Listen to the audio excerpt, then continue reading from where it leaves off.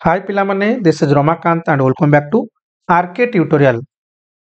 पिला माने गोटे बहुत बढ़िया आम कह सुंदर विषयटे आज डिस्कसन करबा बा सुंदर विषय गोटे एमसीक्यू आज डिस्कसन करबा पार्ट 1 रे एवं समुदाय पिला माने 90 किंबा 95 पाखा पाखा हमर एमसीक्यू नै कि आसी तमानक टॉपिक जोटा अछि मनी मैडनेस रो।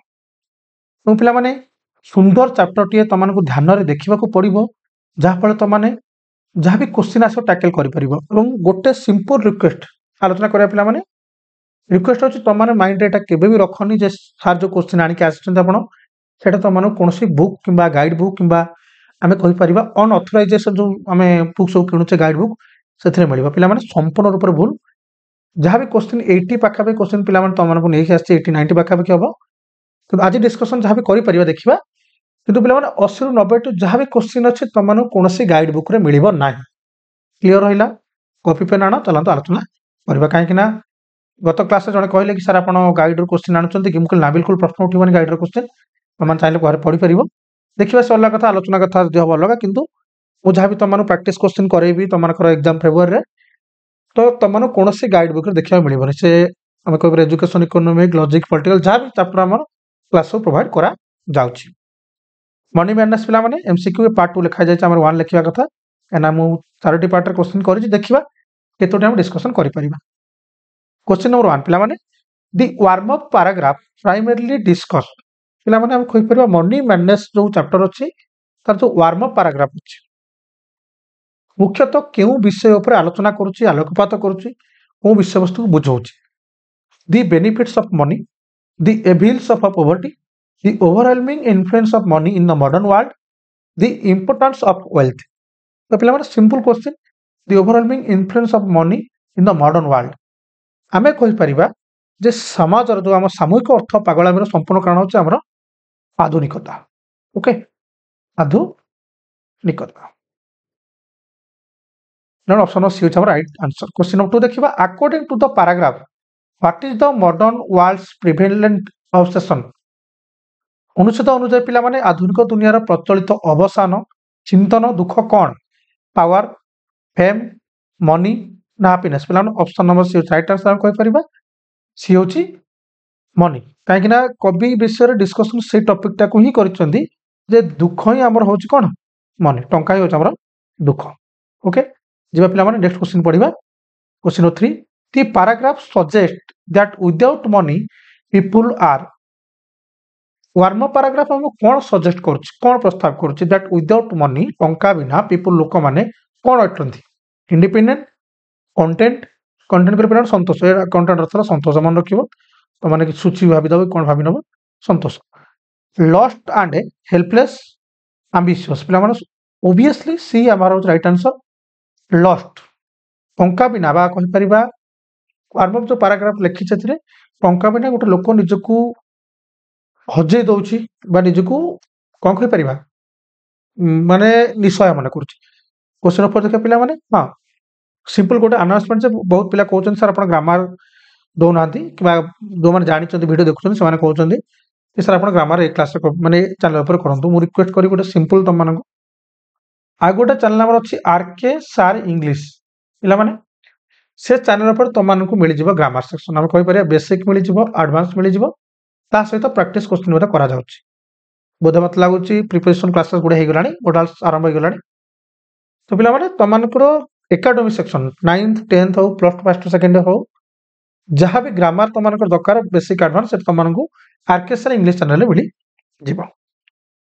क्वेश्चन नंबर 4 पढ़िबा what is the potential consequence of lacking money as mentioned in the paragraph बहुत सुंदर क्वेश्चन पिला माने आइसोलेशन होमलेसनेस डिप्रेशन इलनेस कवि एठी माने अनुच्छेद रे बा पैराग्राफ रे उल्लेख करिसंती जे अर्थ अभाव संभाव्य परिणाम कौन हम जब हम टंका ना तो प्रथम परिणाम आम घर ना पाखे खाଇବା तो पिला मागिले मिल जाव घर तो मागी पार तुम हाँ कि ना तो प्रथम कह संभाव्य परिणाम प्रथम हो होमलेस आम पाखे बास रहा कि कवि विषय भितर वर्णना कर आमको कौन कौन फ्री दरकार दरकार हो खाद्य दरकार वस्त्र आ दरकार हो अग्नि बास्तव कहबनी आमको अग्नि कथा कवि कहते। ओके ପାଞ୍ଚ ନମ୍ବର क्वेश्चन ଅଛି how are wealthy individuals perceived in the context of the paragraph।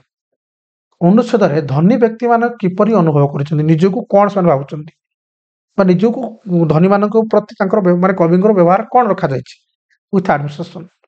ପ୍ରଶଂସନୀୟ ସେମାନେ ହେଇଛନ୍ତି, କିନ୍ତୁ ପିଲାମାନେ ଗରିବମାନଙ୍କୁ କ'ଣ କରାଯାଇଛି? How are poor individuals perceived in context of the paragraph. Warm paragraph ଅନୁଯାୟୀ କବି ଏଠି ଗରିବ ଲୋକମାନଙ୍କୁ କେମିତି ବର୍ଣ୍ଣନା କରିଛନ୍ତି? ୱିଥ୍ ହେଟ୍ରେଡ୍, ଆମେ କହିପାରିବା ଘୃଣ୍ୟପୂର୍ଣ୍ଣ ବା ତାଙ୍କୁ ଛୋଟ ବୋଲି ଦେଖାଯାଇଛି, ନିଚ ବୋଲି ଦେଖାଯାଇଛି। Okay, question number 7 the paragraph suggest that money is the root of. ୱାର୍ମ ପାରାଗ୍ରାଫ ଆମକୁ ସଜେଷ୍ଟ କରୁଛି, ପ୍ରସ୍ତାବ କରୁଛି that money is the root of, ଟଙ୍କା ହେଉଛି ସବୁର ମୂଳ। କାହାର ମୂଳ?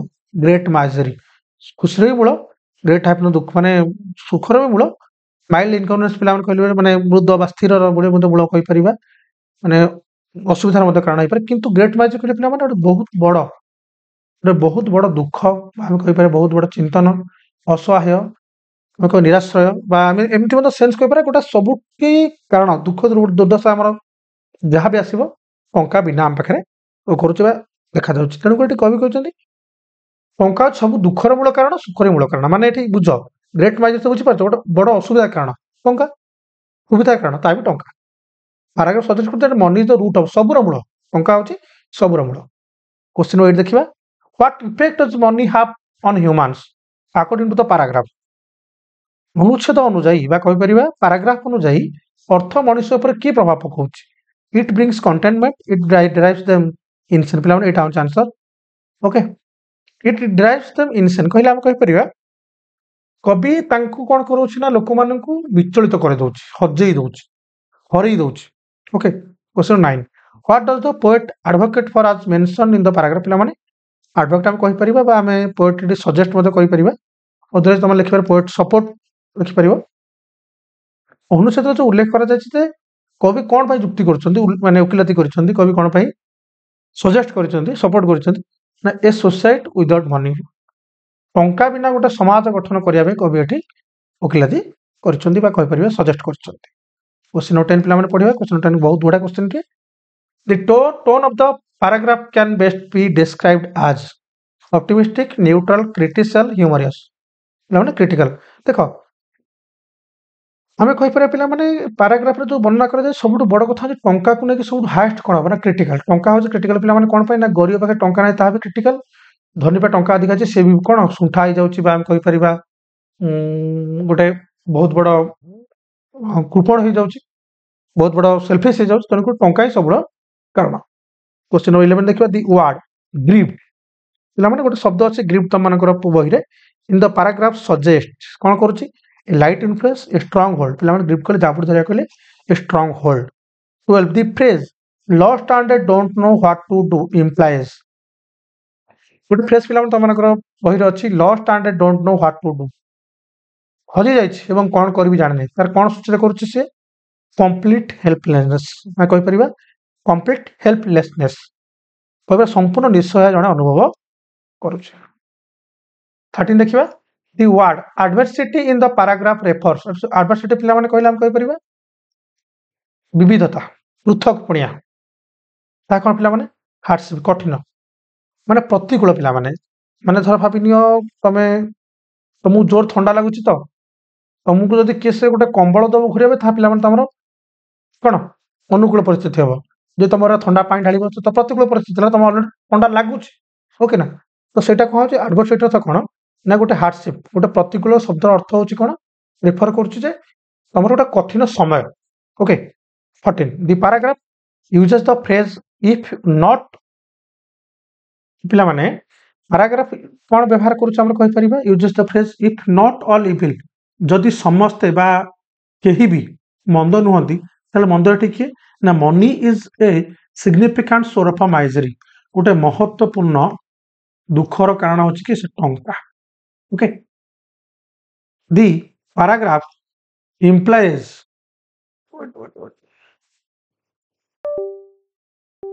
ପିଲାମାନେ ଆମେ କହିପାରିବା the paragraph implies a correlation between wealth and.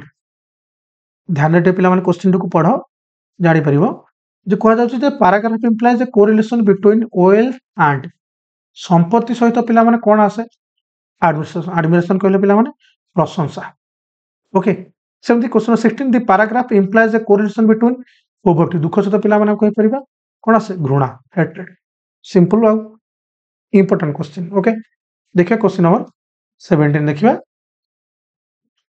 The author's attitude towards money is primarily अर्थ प्रति लेखक मनोभाव कोन पॉजिटिव न्यूट्रल नेगेटिव ना एम्बिवलेंट पिला माने हम कहि परिबा नेगेटिव कविकर मनोभाव अर्थ प्रति टंका प्रति कोन सब नेगेटिव ही रहिछि 18 देखिए पिला माने the paragraph suggest that the administration for the rich is based on their wealth एठी पैराग्राफ जो प्रस्ताव करा जाय जे धनी मानक प्रशंसा करा जाय पिला माने तार कारण कोन कहलो तांको पर टंका ही सिस्टम प्रशंसा करा जाय ओके क्वेश्चन नंबर 19 और 20 पिला the poets live for a society without money reflects A desire for metabolism a different social structure economic growth increased competition पिला माने a different social structure question 20 the main idea of the warm up paragraph is best summarized as money is essential for survival poverty is a global issue society's obsession with money has negative consequences answer पिला माने कोन मुख्य idea होची कोन warm up रो best summarise जदि हम करि परिबा सोसाइटी's obsession with money टंका पे लोक जदि सामूहिक पागल एवं तार अर्थ होची कोन से नेगेटिव कन्सिक्वेंस बा हम कहि परिबा गोटे नकारात्मक प्रभाव हमर समाज पर अछि 20 पिला माने बेस्ट क्वेश्चन करा तो 80 क्वेश्चन पिला माने किबा मते लागु 80 किबा 50 प्लस क्वेश्चन हबो जहां भी अछि तमान प्रोवाइड करा जिवो February Tamhankar exam I hope तमाने बहुत भलो भाबरे प्रैक्टिस करिवो जय हिंद जय भारत।